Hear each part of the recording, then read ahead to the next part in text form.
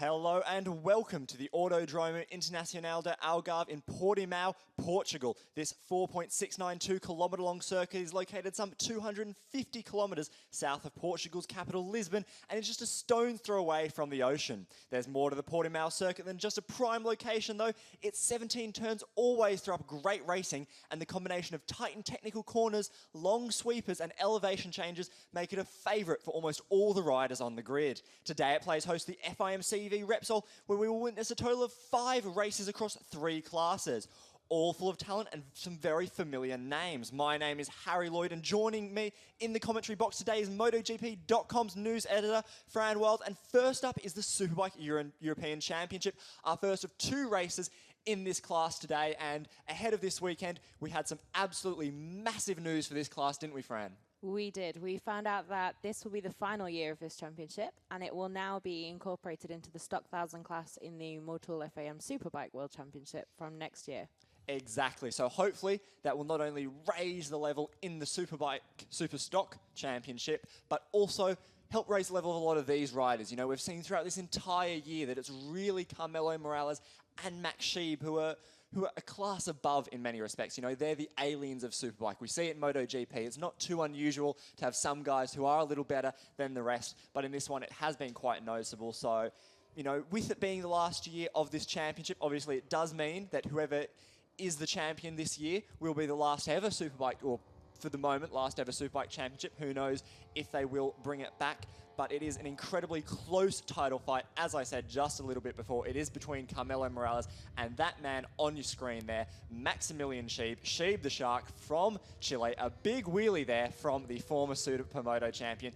He was looking a bit down in the dumps at breakfast. I'm not sure if he was just unhappy to be up a little early, but his pace has been really, really good all weekend. You know, it's all about tyre management in this class. We've seen a fair few races go down to the wire between him and Morales, and it's all been about who can handle the bike better when it's sliding around. As Scheib is a former Supermoto champion, he does like it a bit loosey-goosey. So now, as for the championship, we do have 2 races here this weekend, so that does mean there is a total of 50 points on offer for the winner. But as there are only 7 points separating Morales and Scheib, it means that neither of them can walk away with the championship, even if the other one does DNF. So in terms of that one, it's just about focusing on the racing today, and then we'll worry about the championship when we go to Jerez and then Valencia later in the year. In Jerez, we'll be there on the 2nd of October for the penultimate round, and then we go to Valencia the week after MotoGP on the 20th of November. There will be 2 Superbike races in Jerez and then just 1 in Valencia. But right now it is all about Portimao. There you can see the teams starting to line up on the grid. Number 46, Pierre Texier there. He is already there. There is the man of the moment, Carmelo Morales. He became the most successful Superbike rider last time out. The most wins in the SEV. He is a living legend of this championship. And with the class going away, he's definitely going to be the most successful Superbike rider of this era, and he's definitely going out there for 1 or 2 more wins. You know, he had a bit of a rough start to the year with a tyre issue in Valencia, but since then he has only stepped off the top step of the podium once, so he has been absolutely on fire, and he will really be the one to watch today, in my opinion. You know, he switched to WP suspension last time out in Albacete and did really, really well there. And, you know, he said that this weekend, he and the team, he's obviously riding for the Yamaha Leglice team, he said that they've really taken some steps forward with that WP suspension, and they're not so worried about tyre life as they have been.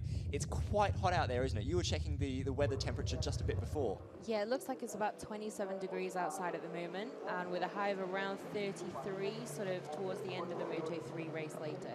So it is quite hot, and it's very clear. There's not much breeze either. So yeah, it's good conditions, but tyres could play a big role. Yeah, they certainly will. They are all on Michelin tyres here in this championship. They're not the same spec Michelins as the MotoGP Michelins, but they are a specific and exclusive race tyre for this championship. There we can see Carmelo just getting pushed to his grid spot there. No worries about that. They do have to switch off their engines for safety reasons, so no doubts about technical problems. This will be a 17-lap race, an all-out brawl between all of these riders. There's 17 riders on the grid. The Superbike class can sometimes fluctuate. It is also important to note that this class does also have a subclass. There is the Superbike guys, that is Morales, Sheeb, Medina, David McFadden, Pierre Texier, and Iki Kuparainen. And then there's also the privateers, who are guys who maybe don't have the same budgets and the same race results to really compete. But here he is, Carmelo Morales. He set pole position a 1:45.528, under his pole position from last year, which was 1:46, and edging really, really close to his 2014 pole record. There you can see he's just absolutely great results. 120 championship points, which puts him 7 ahead of Sheeb. And, you know, it was a technical problem in Valencia. Morales isn't really much of a crasher. Even when he does crash, he has a tendency to do very well. Last year in Albacete, he crashed, still finished 4th. So you can't really ask for much more out of a Superbike rider like that. And he is obviously on the Yamaha R1, you know, the newest Superbike on the grid, and it's been doing exceedingly well in every championship. And here we come to his main title rival, the Chilean Maximilian Sheeb. Sheeb the Shark, as we have come to lovingly know him. There you can see equally good record, apart from that little blip in Albacete. He crashed in Albacete, remounted for 9th. Really good ride through the field for him, but that has now allowed Morales to close right up on him, as we say, only 7 points between those two. And, you know, as I was saying, he didn't look super happy at breakfast, and I saw him come into the pits during warm-up, and he seemed a bit off then, so I'm not sure if there is some physical issue, or if he's, you know, just not much of a morning person. But hopefully once the lights do go out, we can see Sheeb up there. And now we come to a rookie in the class, Alejandro Medina. He's been doing really, really well this season. He is currently 4th in the championship, despite missing the Aragon round due to an ankle injury. He's had 3 podiums out of 4 races, as you can see there. This is his first front row in the Superbike class. Really, really, really good young up-and-coming guy. What he'll do next year, bit uncertain, obviously, with the changes to the championship, but I think that there would be a few stock 1,000 teams out there who would be very happy to have him. Anthony Del Hall, who usually occupies the 3rd spot, you know, we've seen him do very well. He is he was at the Oschersleben 8 Hour, where he helped Suzuki take I think it's their 1,000,000th World Endurance title. So Anthony Del Hall is not here this weekend, and it's just his teammate Chris Cotton Russell down in 11th place here. Also, we don't have Santiago Barragan. He unfortunately broke his leg in Albacete, so he's not racing this weekend as he does recover from that. And here is a new name to the SEV, not a new name to Portugal or to riding the big bikes. Number 69 this weekend, David McFadden, McFlash, the South African. He's stepped into this team on a bit short notice, but he's more than happy to be here. And he has some pedigree around the Portimao circuit. In 2014, he managed to finish 3rd in the Stock 1000 race there. So he will definitely be one to watch, and a bit of a stone-faced killer there, just staring into the camera. Not a smile there. Clearly very focused on the race ahead. And who can really blame him? It's going to be a tough one. As we said, 17 laps. The temperatures are continuing to rise, so fitness and tyre life will play a role. And now here is the leading of those privateer riders, Thiago Maglas, using some of his local knowledge rather, to get up on the grid. This is, you know, one of his best qualifying results of the year. There you can see that he's been consistently in the points, doing really, really well there, you know, given the equipment he's on. As we said, he's a privateer, so he's not going to have quite the same access. He's currently 3rd in that Privateers Championship with 73 points. The Privateers, they score overall points for the championship, and then they also have their own sub-championship. So if you're the first Privateer bike, you get to go up on the podium, and you get 25 points. So it's pretty good. We saw last year that sometimes when a Privateer would get onto the overall podium, too many trophies. They couldn't hold them all. So here is a former Privateer rider, Pierre Texier, but because of his excellent results, he has been moved up to the full Superbike class. And his results have been pretty good. You know, that is his entire team there. There's no one in the garage with a laptop. It's there. There we go, family-run operation, and he's really good. He's a really aggressive rider. He's always one to watch. I'm not sure all of the other riders on track enjoy being close to him because he can get a bit wild. But no, he's another one to watch. He makes great starts as well. You know, these opening laps are going to be really interesting because a lot of the privateer guys, they sometimes struggle to go the full distance and to keep up with the guys like Morales and Sheeb and Medina. But in those opening laps, they can definitely mix it up. And here we come to Marcos Solorza, who is stepping in for the injured Santiago Barragan in that Targo Bank Easy Race Superbike team. Obviously, no championship points yet because this is his first race with the team, the Argentinian rider. Huge mix of nationalities in this championship as well. You know, it may be the European Superbike Championship, but we have a Chilean rider, an Argentinian rider, a Canadian rider, Danish rider, a South African rider this weekend, obviously, in McFadden. And here is the ice-cold Finn Iki Kuparainen. He always looks like he's freezing, even though, as we said, it is quite quickly approaching 30 degrees. He switched to the Kawasaki this year from the BMW last year. Bit of a rocky start, as you can see, with that 13 and that DNF in the first race of Aragon, but he has steadily been getting there. And yet again, he is another one to watch, to be mixing it up with the likes of Teixeira and Thiago Magalas. And so that is 8 of your top 9 riders. We do have some familiar teams, as I was saying. We have the Yamaha Leglise team, which have been around, and then we also have this team, the Leopard Yamaha Stratos team. Obviously, they have a Moto 3 and a Moto 2 team in the World Championship, but they're also here in this championship with the Superbike team. They're the biggest team on the grid. And here we have Nico Mäkinen. He had a pretty nasty crash in Catalunya when his throttle stuck open. He had to jump off at the end of the Barcelona straight. Bit scary, that one, but he is leading that Privateers Championship, 95 points, which puts him 5 points ahead of number 16, Oscar Clement. So good weekend chance for him to open up a big points gap, as Clement is not here this weekend, as we said.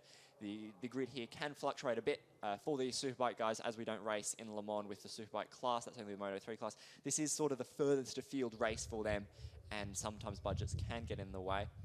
So here is your full starting grid. As we said, Carmelo Morales on pole for the 4th time in a row, ahead of Max Scheib. Alejandro Medina rounds out the front row. Then David McFadden, great result from him to qualify in 4th place, ahead of Magalas, Teixeira, Marco Soloza, Iki Kuparainen, and Nico Mäkinen. There we have 2 Finns in the top 9. Not sure what other championship you could see that in.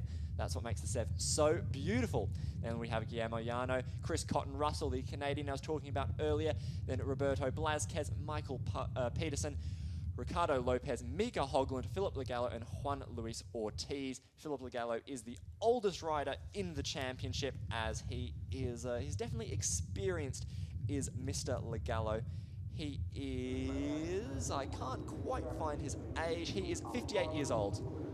It took me almost as long to find his age as long as he's been on this earth. But, you know, he's still out there doing his thing. He has actually managed to score points a couple of times this year. So, you know, you can't fault him for going out there. And he is teammates to that man there, Carmelo Morales. Once again, it is Carmelo Morales on the front row. He's at a 1:45.528 in qualifying, a third of a second faster than Max Scheib, a 1:45.9. Those were the only 2 guys in the 1:45s. Everyone else was doing 1:47s or below. So unless someone can come up with a little bit of magic here on race day, I think we're going to be seeing Scheib and Morales going for it. And here they are on their warm-up lap. One last chance to assess this wonderful circuit. 15 corners. I mean, it's a shame. It is a crying shame that this circuit does not get used more, because it's just simply amazing. You know, there's incredible undulation. The facilities are great, not only for the media, but also for the fans. There's ample grandstands. If you ever are in the area where there is a Sev race going on, it is free to come along. So, you know, you can definitely spice up your Sunday with some motorcycle racing. But just look at that. Look at that incredible sweeping left downhill. It's just wonderful. And it's such a nice mix of corners as well. You know, we have the opening section, the first 5 corners. They're tight and twisty, but then it gets all fast and flowing. And then there's turn 6, which is a bit of a tighter one. And yeah, as you can see, ample runoff there as well. World Championship level circuit. Of course, the Superbikes, the full World Superbikes, they did used to race here, but then unfortunately did have to stop coming here. We did have the World Endurance Championship. They had a race here just a couple of weeks ago, and by all accounts, that race was an absolute barnstormer. So hopefully we have something similar coming up in this Superbike race here. So who's your tip for victory, Fran? I'm going to go with Morales. You're going to go with Morales. I think the tyres could play a part, but over 3/10 clear, and then the 2 of them so far clear of the rest of the field, I think it does look like it's going to be a 2-bike shootout for the win. Yep, definitely. I mean, their pace really did continue into morning warm-up as well. Morales did a 1:55.9, so not quite matching his qualifying pace, but that's usual. Then Scheib, a 1:46.6, so 0.6 slower than him. And then Medina, yet again, a 1:47. And then it was a 148 from Solaza, and then everyone else was doing 149s or lower. David McFadden, interestingly enough, did not get to set a lap time in morning warm-up. Here they come to the grid. One last check of the brakes, give them a squeeze, make sure they work, make sure the tyres are up to temperature, because we are about to get racing. As I said, it will be 17 laps. 2/3 race distance, just for your information, is 11 laps. So if there is an incident after that, it will be declared a full race and the result will stand. But knock on wood, nothing will happen, and we'll have 17 laps of all-out fighting, as we have seen so many other occasions this year in this Superbike European Championship. Last couple just finding their grid spots. Watch for number 69, David McFadden, McFlash. He's a bit of an unknown in this race here. Could throw it into the mix. We have seen some other riders come in and do a bit of business. Angel Rodriguez, he was doing very well in Barcelona until the red flag there. But now it is all about Portugal. It's all about Portimao. They've held the red flag. Here are the lights. They will come on, and when they go out, racing will get underway. The red lights are on. And we are go. A great start from Carmelo Morales. A terrible start from Max Sheeb as he bogs off the line and gets sucked back into the group. A solid start there from McFadden as well. It looks like Thiago Margulas has also made a pretty solid start on the number 91, but he almost loses it and he runs wide. The home hero is dropped back into the pack, and Carmelo Morales has clean track in front of him. I think that's probably exactly what everybody else didn't want, a clean start from pole and already clear track in front of him. A big crash there. That looks like that's David McFadden. I said to watch out for him, but that won't be the reason. It looks like he has had the wind knocked out of him and won't be able to get restarted. Huge disappointment for the South African already. Medina is right on Morales, but look at the space they have already opened up on Sheeb. Sheeb is going to have to really get his head down and try and do that. And it looks like Sheeb's teammate has also made a good start, Solaza, there on the BMW for the first time this year. Now, we also have to remember that, as we saw in Barcelona, Morales is he's a thinking rider, you know. He will happily have Medina behind him with Sheeb in third, so he can open up that championship gap more. But right now, it is Medina who is with Carmelo Morales. Medina with a much more dramatic style, taking a slightly wider line there. Big move there from Pierre Texier to go up the inside of Solaza as well. And it looks like Morales is now starting to put the pedal to the metal, as they say, and he's opening up a bit of a gap as well over Medina. And Sheeb as well is gaining. We have seen Sheeb come really strong at the end of the races. There is David McFadden just making his way over the barrier there. Does look like he has hurt. Looks like his left ankle there. Here we can see a replay of that crash. Just gets flicked off and his foot just gets slammed straight into the pavement. You know, sometimes it is those slightly smaller crashes that can do you the most damage. He's standing, so he's clearly okay, but he does look in a bit of pain, and the team, they're clearly disappointed that their race didn't even last a corner. Morales, as we say, continuing to lead at the front on his opening lap. He set a 147.5, whereas everyone else was doing 148s or lower. Most of the field doing 150s, so it is really those top three who are in a class their own. Morales has, as you can see there, a half-second lead with Sheeb a second back. So nice space there, and there is Texier leading Solaza. It looks like that battle for potentially fourth place is going to continue to rage on, as there is a number of guys like Iki Kuparainen and Mäkinen just behind, and then look at all those riders just back there as well.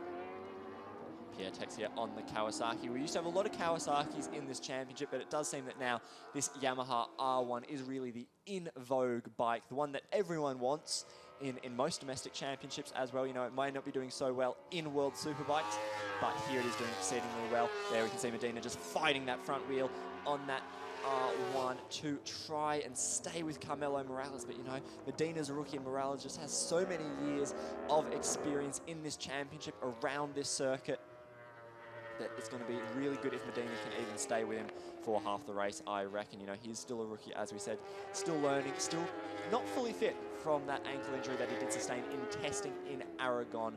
So whatever he does here this weekend will no doubt be a solid result. And here they come around the last little bit of the circuit as they make their way onto the start-finish straight to end lap 2. We will get some updated lap times for you there. They go through the Galp corner, an incredible corner, that one, just so long and sweeping. It seems like that corner just goes on forever. Just on the side of the tyre for so long. So Morales that lap did a 146.4. Then it was Medina with a 146.8. Then Sheeb with a 146.5. So Sheeb is matching more or less the pace of Morales, but that 1/10 of a second isn't going to help him close up, and Sheeb's going to have to try and get past Medina as fast as he can. Look at that, he's already closed him up a fair bit right on him. It's going to be a matter of time, I reckon. I think he'll have to wait another lap. I'm still not quite sure who's stronger where. You know, we are still only in the early stages of this race. We've definitely seen that in the past, Sheeb has been a bit better than the Yamahas in the tighter and twistier sections. So that would really be the first half of this lap, as the second half, as we said, is full of more sweeping corners. But it looks like this battle for second is just starting to heat up. Great to see that the BMW can still keep up with that R1. You know, some of these guys get more factory support than others. These bikes are pretty close to what they do on the road. They'd definitely be closer to the stock 1000 specification than the World Superbike specification, but their lap times are not too far off. Sheeb himself has done a few rides in the stock 1000 championship already and has been battling for the top 10 there, so that shows his pedigree, and he's now closing right in on Medina, hunting him down, only a few bike lengths there. I'm sure that Sheeb will just wait for a nice, easy pass. He seems to be really careful, a lot more in line than he usually is.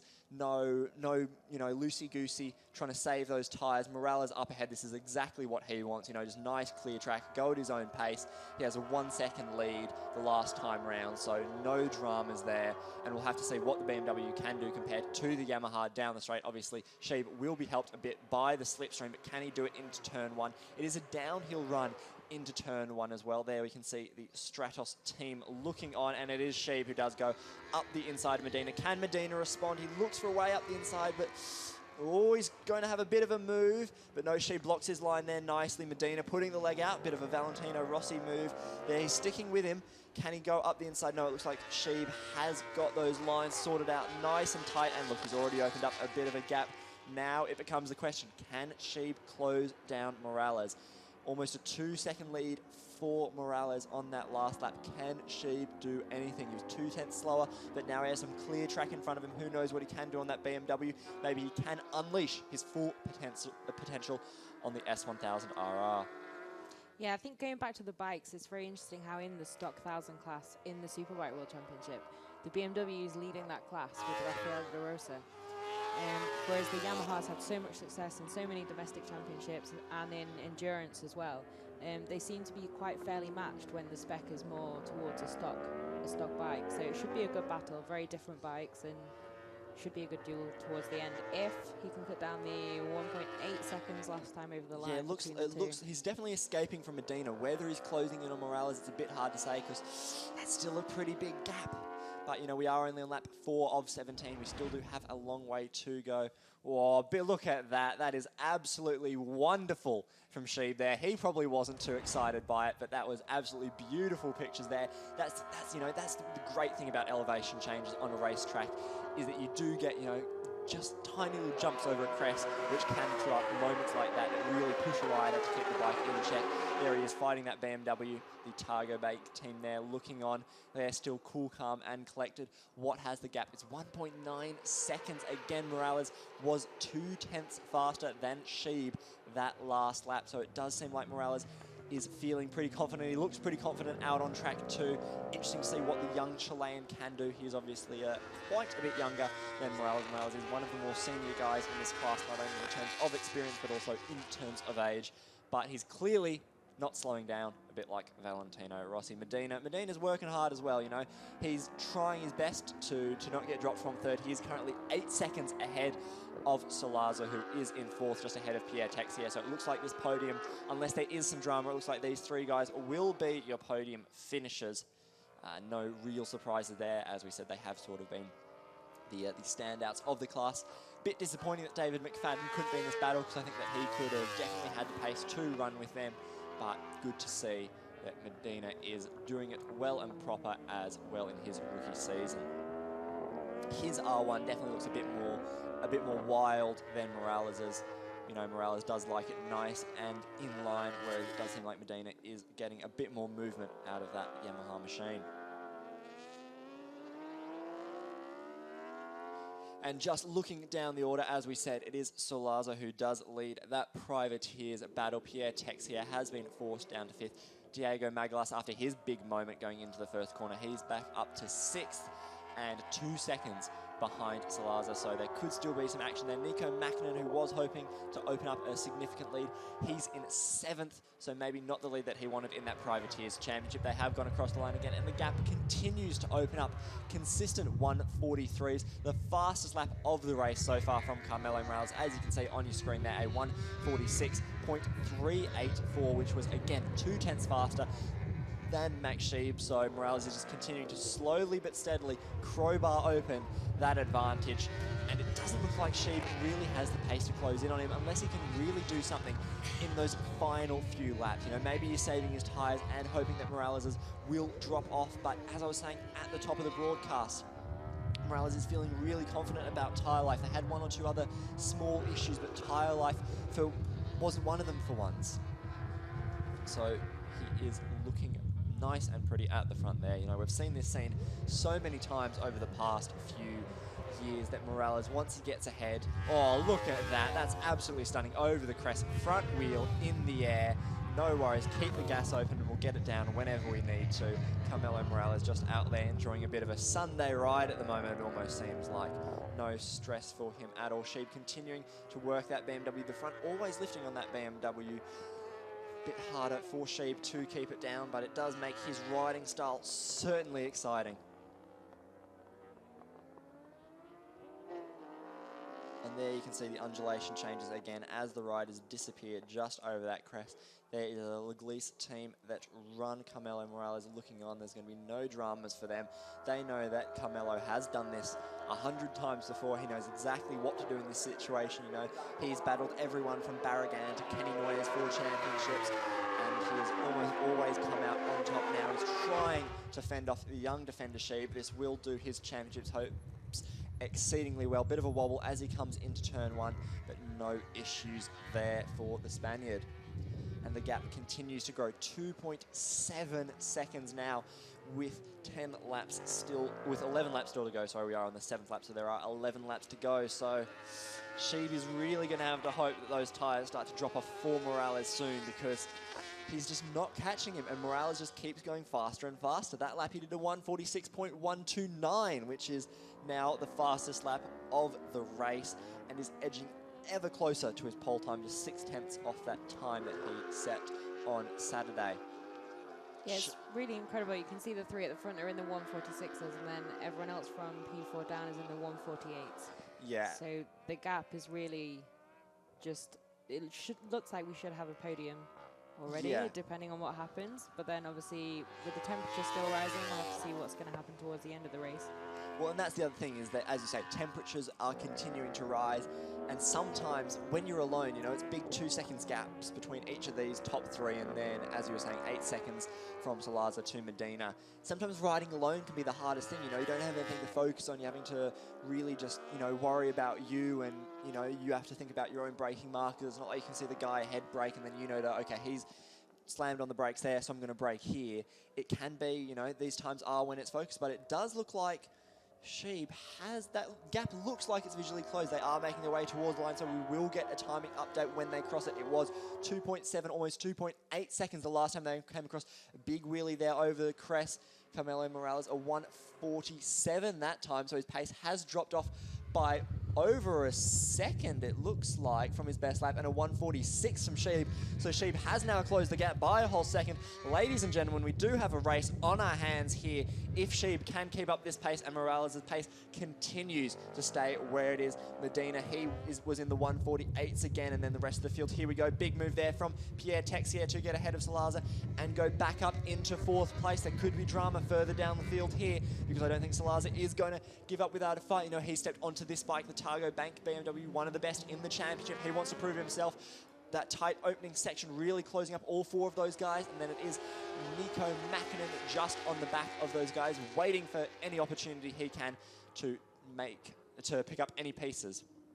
But it is Pierre Texier there ahead of Salazar, with Iki Kuparainen ahead of the local lad Diego Magalas there. That is 3 Kawasaki's and 1 BMW, and then 1 Yamaha there at the back, the baby blue of Nico Mäkinen and that Leopards Stratos team. Pierre Texier with the family run team beating out the full the full Targo Bank BMW team of Salazar. As I was saying, it is his first time on the bike, so he's still learning that BMW. It looks like Pierre Texier is now beginning to open up a gap after the aggressive pass, and will try and escape away at the front. But, you know, as we're seeing with Sheeb and Morales at the front, it's not over till it's over, because anything can happen. And this Superbike class, you know, there are some people who thought it was a bit boring last year with Morales running away with the races, but since Sheeb has stepped up to that class, it has been nothing but drama. There's been incredible last laps, and it looks like there's going to be even more incredible battles here.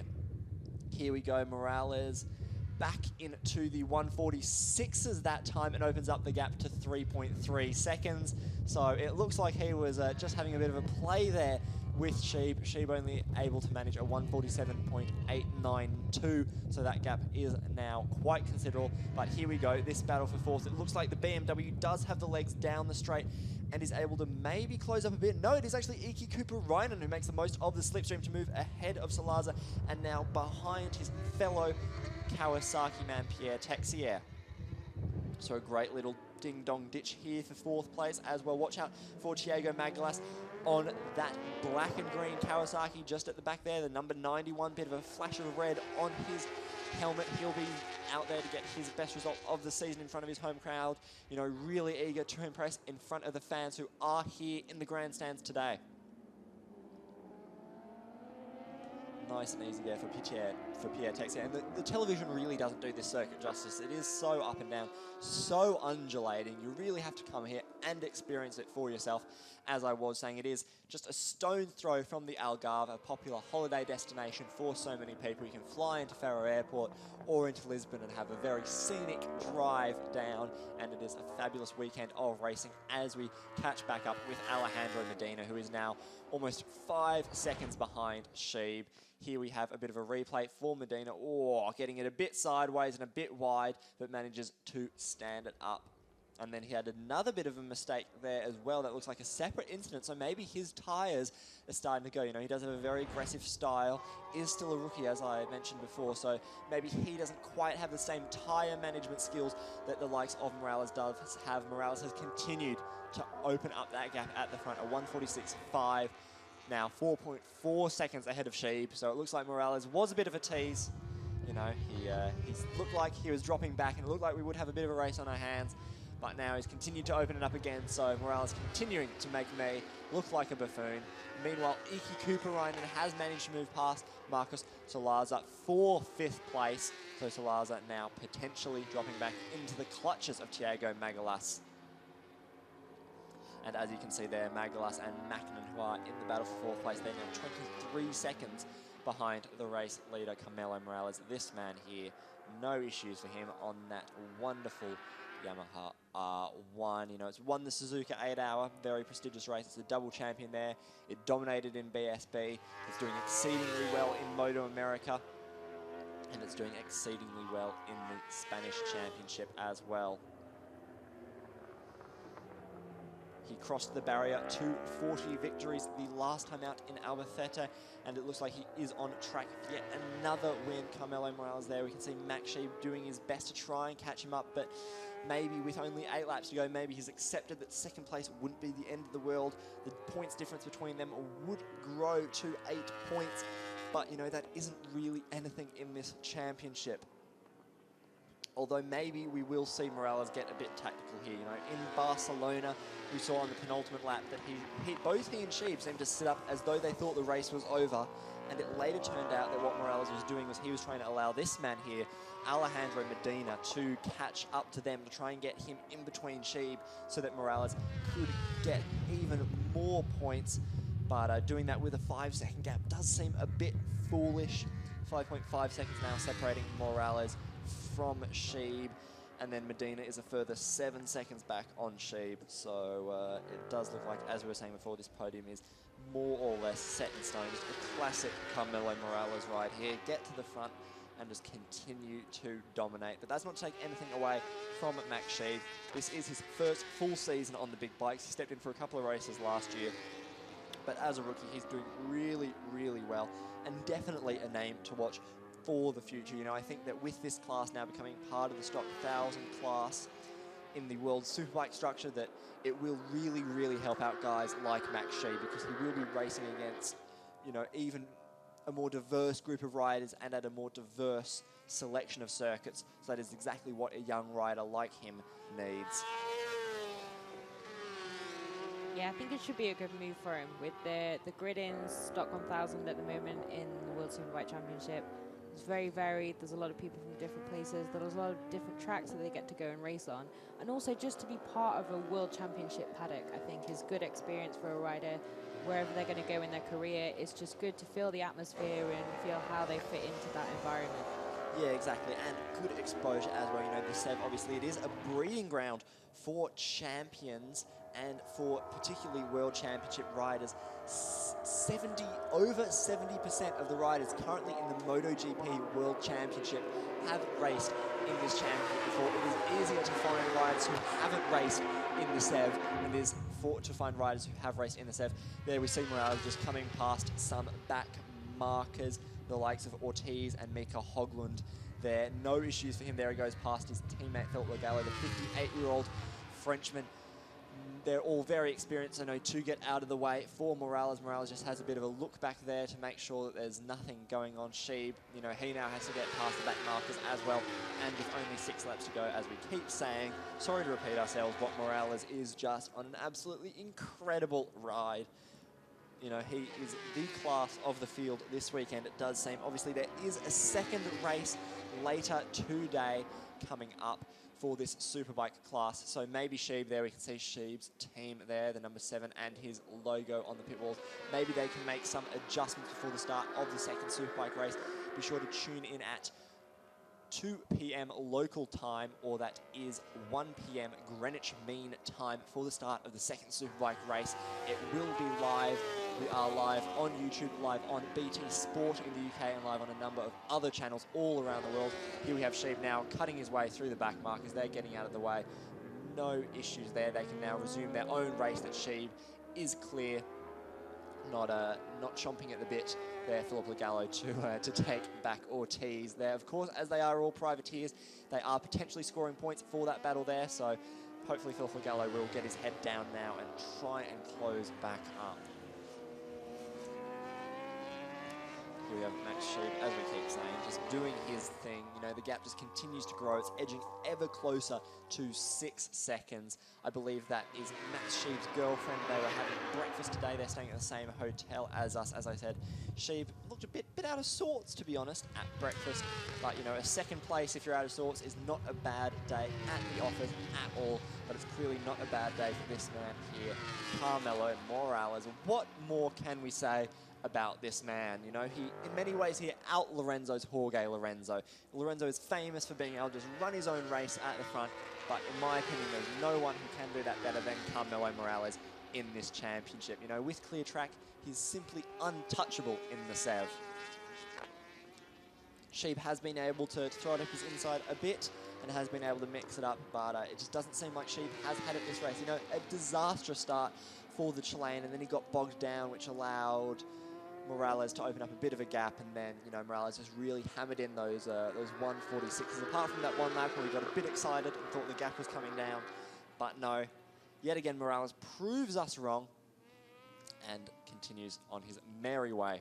I think it is just from the start. I mean, obviously they had the 2 most contrasting starts probably of everyone on the grid, exactly the wrong way around for what Sheeb was wanting to do. I think as soon as he got clear track in front of him, Morales just knows from having done it so many times that he can do that. And I think the confidence of being able to do that, knowing he can lead, knowing he can manage that, I think that makes a big difference as well. Yeah, exactly. And here we see Medina yet again. Medina has now gotten past the back markers as well. Medina is some 7 seconds behind Sheeb and 15 seconds behind Carmelo Morales. And then the battle for 4th, that rages on with Ika Kuparainen now at the head of that battle for 4th. That would be a great result from the Finnish rider who stepped over to Kawasaki this year. He is 11 seconds behind this man here, Alejandro Medina. But Pierre Texier is just a 10th behind him, so it does look like that battle will continue to rage right down to the wire. It's been a really good season apart from that injury for Medina. I really need to stress that he is a rookie in this class, and this is a very competitive class with guys like Carmelo Morales, who have been in this championship and riding big bikes for donkey's years. So really impressed with Medina, and much like Sheep, one to watch. And here we have the veterans of the class, number 75, number 88, number 66. That is Mika Hoagland, Philip Legallo, and Juan Luis Ortiz. They're all having their own private battle there. Philip Legallo again setting up for this. Here we go. Here is the battle for 4th place. Pierre Texier using a bit of an advantage from those back markers to get back ahead of Iki Kuparainen.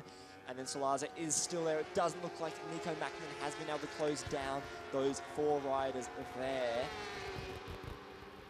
as he is still trying to work his way past the back marker. So it doesn't look like he'll be on for the top privateers battle. Both Texier and Iki Kuparainen are full Superbike riders. So it is currently Marcos Solorza, if I can get my words out, in 6th place, who is currently the leading privateer, just ahead of the local boy, Thiago Magalas. So Magalas could try and still get the top privateer's spot and therefore get a trip up onto the podium. As I said, there are 2 sub-championships within this race. So we will have 4 people on the podium, unless there is some huge drama and one of the privateers does manage to finish in the top 3 overall spots. But it looks like Pierre Texier has now gotten ahead and is continuing to open up a bit of a lead. Right foot coming off the footrest there. Pierre Texier, really nice and steady. A bit of a wobble there, just as I say that. Always happy to prove me wrong, these riders. Iki Kuparainen's keeping him honest, you know. There's a bit of a, 5 bike lengths, I'd say, between the pair of them, obviously both on Kawasaki's. So pretty evenly matched on machinery. Bit bumpy up and down there, a bit like the Spanish roads, a bit like the Portuguese roads, I apologise. Iki Kuparainen, incredible on the brakes there. Wow, where did he come from? He made up about 5 bike lengths there. A bit of a wobble there, has to set up, and Pierre Texier says, thank you very much, and slides back through, but then Iki Kuparainen slams up his inside, forces Pierre Texier to sit up a bit. This tight and technical section in the first couple of corners is really, really good for moves like that. And it is Iki Kuparainen who now gets ahead of Pierre Texier. It's a Finn versus a Frenchman here for 4th place. All the while, Solaza does continue to just watch and wait. If there is any incident, any touch between them, I'm sure he will happily slide up between them as Pierre Texier somehow manages to wrestle his way around the outside and get ahead of Iki Kuparainen. This is a great little battle between the pair for 4th place. Iki Kuparainen there right behind is going to wait for an opportunity. There's no point stressing out when he can't do anything at the moment.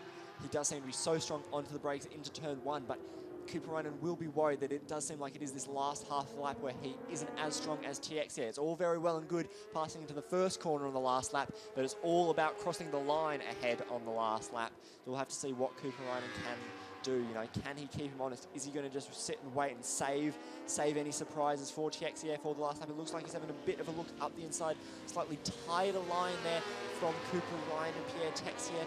Bit of rubber there flying off, or maybe a bit of a toe slider there from his boots. Texier does have the lead as they come around turn 15, the Galp corner.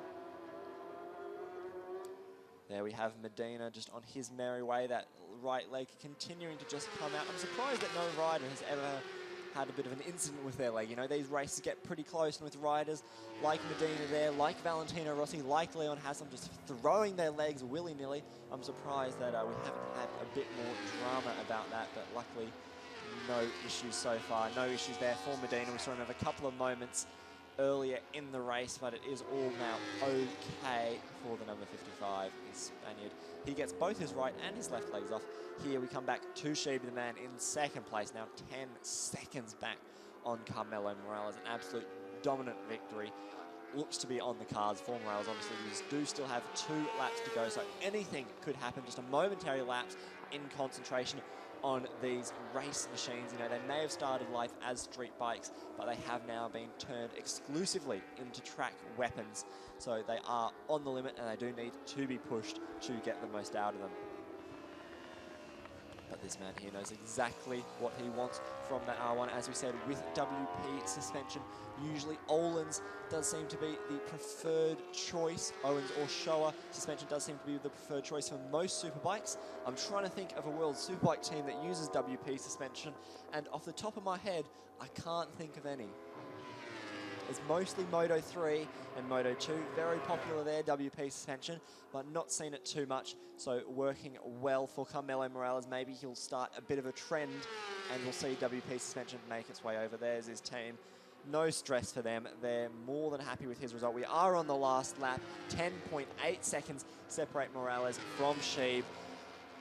I'm guessing that Morales is going to be pretty relaxed on this one, not worry too much, just do exactly what he needs to do. Sheeb there looking very relaxed as he cruises around in second place.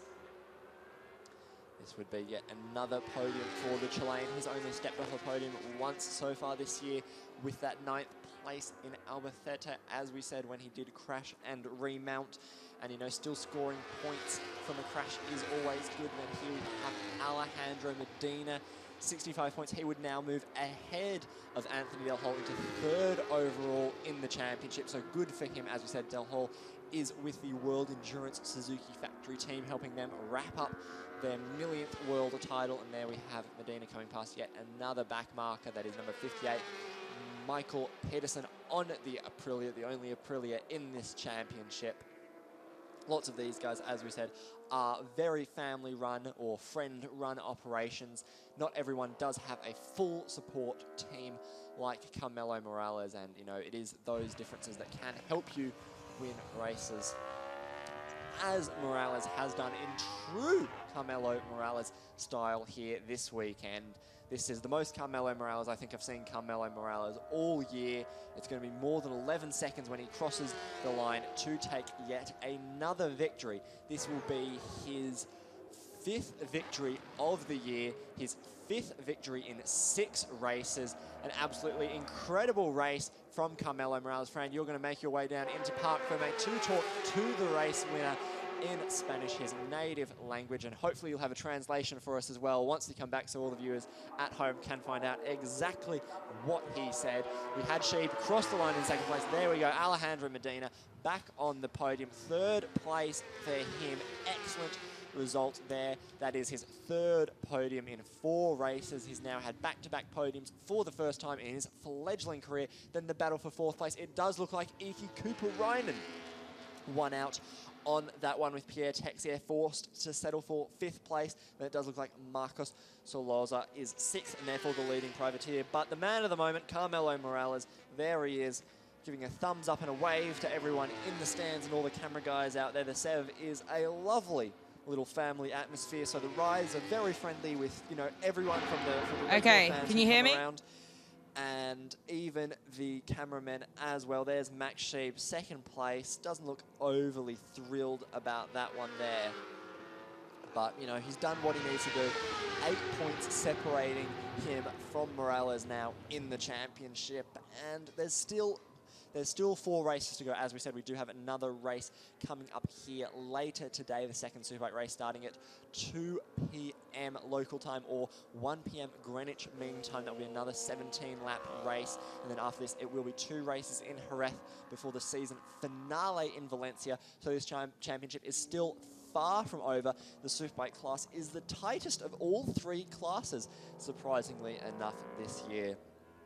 Alejandro Medina there, still pushing a bit on his outlap, you know, making sure that he gets to Parc Fermé ahead of Max Sheeb, although he will of course know that the race is over. As you can see there, all the marshals are lining the track. He's no doubt excited by the podium though, so that's why he's going a bit quick. It's always interesting to see what they do on these cool down laps. Some riders get a bit more into celebrating than others.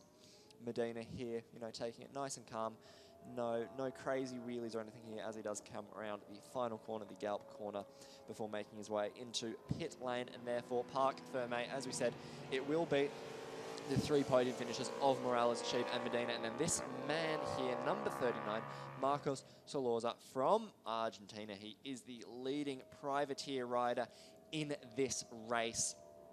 So we'll get to go into Parc Fermé and go up on the podium and get his own trophy. He'll also not only get points for 6th place in this race, but he'll also get 25 points for the Privateers Championship race, which will do him a world of good, no doubt. As we said, it is still Nico Mäkinen leading that championship because Oscar Clement was not racing this weekend. We will bring you some updated standings once everyone is in Parc Fermé and all of the results are confirmed. Of course, there are strict technical checks that all of these bikes must go through to ensure that they are legal. There's no cheating allowed, obviously, in the SEV. But it doesn't look like any issues so far there. We can see 2 of the bikes in Parc Fermé. There is the Michelin man just having a bit of a chat with Max Scheib there. And here we come over to Alejandro Medina, the rookie. Bit of a wave to the camera. He's not overly thrilled with that 3rd place, it doesn't seem. Just a nice and relaxed. Some checks there to the rear of Scheib's bike. Oh, there's some big chunks out of that tyre there, it looks like, as they were spinning it around. Looks like there could be maybe 1 or 2 tyre issues there for Max Scheib. Maybe it was his tyre life that dropped off at the end. Not this man here, Carmelo Morales, who does roll into Parc Fermé. How many times has he rolled into the #1 spot? I think that even he has lost count. When I told him about his record number of wins last time out in Albacete, he was a bit surprised. But you know, he's focused on this championship here. And now we come to the overall race results. It was Morales who won the race ahead of Scheib. Big gap there, 10 seconds. Then Medina in 3rd with Cooperainen, as I said, winning out on that battle for 4th ahead of Texier. Then Marcos Andres Solaza, the Argentinian, in 6th place with Thiago Magalas in 7th. Nico Mäkinen 8th. Chris Cotton Russell in 9th. Really good result from him. Guillermo Llano rounding out the top 10. Roberto Blázquez, the Spanish rider, in 11th. Ricardo Lopez, another Portuguese rider, 12th place. And Michael Pedersen down a lap in 13th. Philip Lagallo won out on that little battle there for 14th place ahead of Mika Hogland, Juan Luis Ortiz, and then as we saw, David McFadden unfortunately crashed out on that opening lap. He did seem to be wobbling away a bit on his ankle, so hopefully he will be able to make the race restart. Obviously, we do have a full medical team here, so he will be able to get bandaged and braced up if he needs it, and hopefully McFlash can make it out for that second race, as we said, at 2 p.m. Greenwich Mean Time, which is the 2 p.m. local time and 1 p.m. Greenwich Mean Time. I'll get my times right eventually. Time zone's a very confusing thing. So luckily, we're just here to talk about motorcycle racing. That is much easier and much more exciting than time zones. But be sure to stay tuned, as not only do we have that second Superbike race, but we also have Moto2 and Moto3 races, and I believe we're going to go down into Parc Fermé to hear from the race winner. Vale, Carmelo, enhorabuena por la victoria hoy. Fue una carrera increíble. ¿Nos puedes explicar un poco de la carrera? Bueno, siempre correr en esta pista, la verdad que es muy emocionante, ¿no? Pero a la vez es muy difícil. Y bueno, sobre la carrera, pues hemos dado unos pasitos adelante con la suspensión, que ahora vamos con la White Power. Y bueno, ahora digamos que hemos podido más afinar la parte trasera para que la goma de atrás pues nos aguante más, ¿no? Pero bueno, con esta calor, la verdad que hemos sufrido mucho con los neumáticos, pero bueno, la primera parte de la carrera he salido con muchas ganas y he tirado a fondo, pero bueno, con algo de riesgo, ¿no? Pero bueno, la victoria te lo compensa y bueno, ahora parece que estamos más tranquilos, más trabajando con más relajación y las cosas pues van saliendo mejor. O sea, gracias al equipo, gracias a White Power y gracias a todos. Vale, gracias y enhorabuena. Gracias. Lovely interview there, as always, from Carmelo Morales. Here we can see the highlights from the race. Here's where it all went wrong for Max Scheib, just nowhere off the line. Looks like he was almost standing still. So many bikes got past him. Carmelo Morales making an absolutely beautiful start there. We see Thiago Magalas, bit too hot into the first corner, gets stood up. Watch out for that other green bike there, David McFadden. He's going to have a bit of a moment just coming up here, but it was from this moment that Morales just started to open up a gap and continued to push and push and push There is McFadden trying to make a move, and then, whoop, there we go. The rear just flicks him off, does land quite heavily on that left ankle, rolls through the grass there, and, you know, Morales, as we said, pretty much unstoppable from that point. She made pretty quick work of Alejandro Medina there. He got a bit loosey-goosey. He was definitely trying. You can't blame him for not trying when the bike is moving around like that. Then we also had this incredible battle for fourth place. Pierre Texier was in control of that one for a long time, but Iki Kuparainen there, he was involved there. Alejandro Medina, he was pushing as well. You know, as Morales said, very, very hot in these conditions. Tyre life always going to be an issue as the track does get hotter. It can also get a bit slippery, so we do see some slides there. Back markers, as ever, expertly slipped past them, no issues there as he continued on his merry way to victory. Yet another victory. You know, after that tyre problem he had, he has just been untouchable. Sheeb doing his best. It looks like, as we said, it looks like he had one or two issues maybe with that Michelin rear tyre. It looked like there was a bit of a chunk out of there, but hopefully Fran got a bit more of an in-depth look at the tyre down in Parc Fermé. It can sometimes be hard to see, especially with all the marbles that they pick up on their cooldown lap. But it was Carmelo Morales who would take victory 10 seconds ahead of Sheeb. That is his 5th victory of the year, and he's in the form of his life right now. There's no slowing him down. He just gets better with age, like a fine wine. There he is, up on the podium. There you can see his team having a bit of a clap down there for him. There we have Salaza on the podium as well, finishing as the top privateer rider. Sheeb does not seem overly thrilled with his results. Just a bit of a nod there, a bit of a head shake. No doubt having a chat. As we said, it is incredibly close-knit in this Sev family circle. You know, even though they're bitter rivals out on track, there's no worries about Sheeb and Morales having a bit of a chat between each other, you know, away from the racetrack on the podium. And we will now have a number of trophies and things like that brought out, of course. There we have Alejandro Medina, a bit of a handshake there from him. First of all, we have the leading privateer there, as we said, Salaza and Sheeb there in second place, and Carmelo Morales on the top step. There we get the Constructors Trophy, or the team's trophy. Someone from the Leglis squad there to take the trophy for Carmelo Morales. No doubt that will be filled with Carver in just a little bit. Of course, for the riders, they have a second race today, so they can't enjoy this too much, but no doubt the team will have a responsible amount. A bit of confusion there about who the trophy goes to. It is for that man there, Marcos Soloza, the leading privateer. Just double checking that trophy is correct, Medina, making sure that if that's his trophy, he wants it.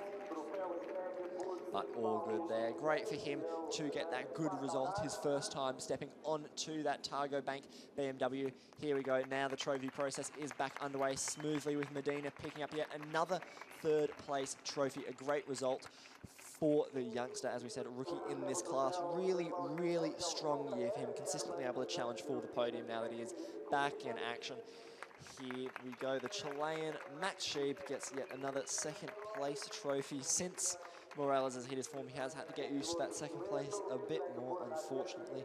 And now yet another one for Carmelo Morales. He must have the biggest trophy room in the world because he is consistently getting trophies, and he's also consistently... Oh no, it looks like Max Sheeb is going to get the check. I guess they've decided that Carmelo Morales has enough fuel, so it is now Max Sheeb who gets the free fuel check, as this championship is sponsored by Repsol.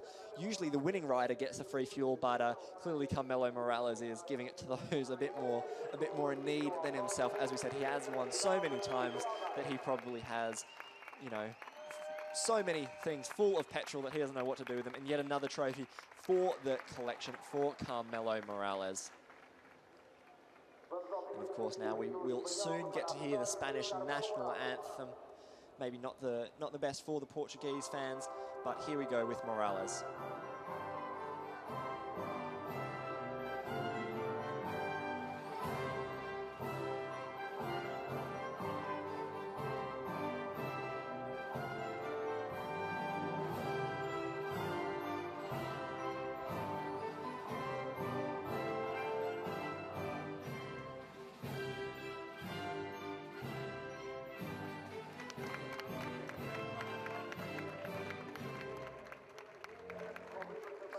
And there we go, probably the first of many for Carmelo Morales. There we go. Careful not to... Oh, Medina will... maybe a bit of a slap on the wrist for Medina. Of course, all of these guys, as I was saying, do have to wear their leathers again. So sticky champagne, not the best. But I'm sure that Medina, you know, not only does he have to learn racecraft, also has to learn podium craft. And when you have a second race in the same day, maybe don't spray your rival's leathers. Or maybe it's a tactic, you know.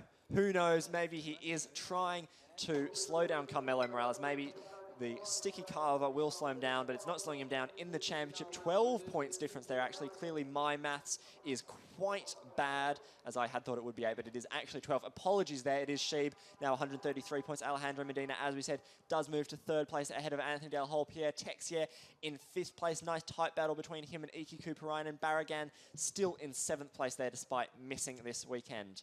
Oscar Clement in 10th ahead of Chris Cotton Russell. Guillermo Llano in 12th place ahead of Diego Pierluigi. Roberto Blazquez, Ola Bjorn Plassen, who's not here this weekend. Michael Peterson, he's 16th ahead of Marcos Andes Solaza, who, as we saw there, was able to pick up those 10 points from that ride on the BMW. Adrian Benastra, he's been in and out of this championship, so therefore only has 10 points this season, despite being a podium regular back in 2015.